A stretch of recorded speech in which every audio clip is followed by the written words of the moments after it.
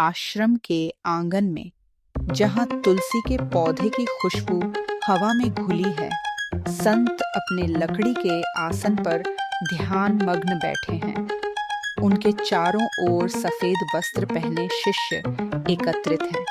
सभी की आंखों में सीखने की जिज्ञासा झलक रही है। दूर दराज से आए लोग संत की शिक्षाओं को सुनने को आतुर हैं।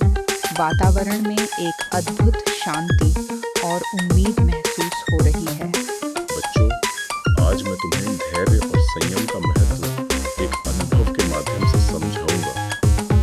संत हर शिष्य के हाथ में एक एक बीज देते हैं।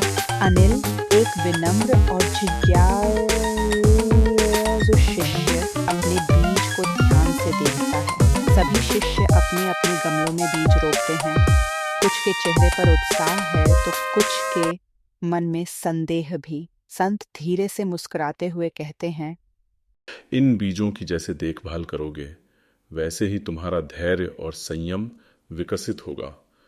धीरे धीरे शिष्यों का धैर्य टूटने लगता है। कुछ गमलों में कोई अंकुर नहीं फूटता, जिससे कुछ शिष्य गुस्से या निराशा में पानी देना बंद कर देते हैं।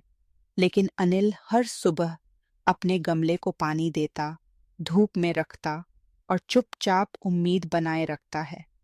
शायद आज मेरा बीज फूटेगा, मुझे बस प्रतीक्षा करनी है। अनिल की आंखों में खुशी की चमक है। वह दौड़ता हुआ संत को बुलाता है। बाकी शिष्य हैरानी और थोड़ी ईर्ष्या से देख रहे हैं। संत मुस्कुराते हैं, उनकी आंखों में गर्व झलकता है। देखो, अनिल का धैर्य और संयम आखिरकार रंग लाया। संत शिष्यों को संबोधित करते हैं। जीवन में कठिनाइयां भी इन बीजों जैसी होती हैं, जो परिणाम देर से देती हैं। जो धैर्य और संयम रखता है, वही सफलता की हरियाली पाता है। सभी शिष्य सिर झुकाकर संत की बातों को आत्मसात करते हैं। आश्रम का वातावरण प्रेरणा और आशा से भर जाता है। धीरे धीरे गांव में सकारात्मक परिवर्तन आता है। लोग छोटी छोटी परेशानियों में भी संयम और धैर्य रखने लगते हैं। यह कहानी गांव की सबसे प्रिय कहानी बन जाती है, जिसे हर कोई अपने जीवन में अपनाने का प्रयास करता है। अब मुझे समझ आ गया, धैर्य और संयम से ही जीवन में असली सफलता मिलती है। एक ग्रामीण अपने बेटे से कहता है, और संत की शिक्षा हर दिल में अंकुरित होती जाती है।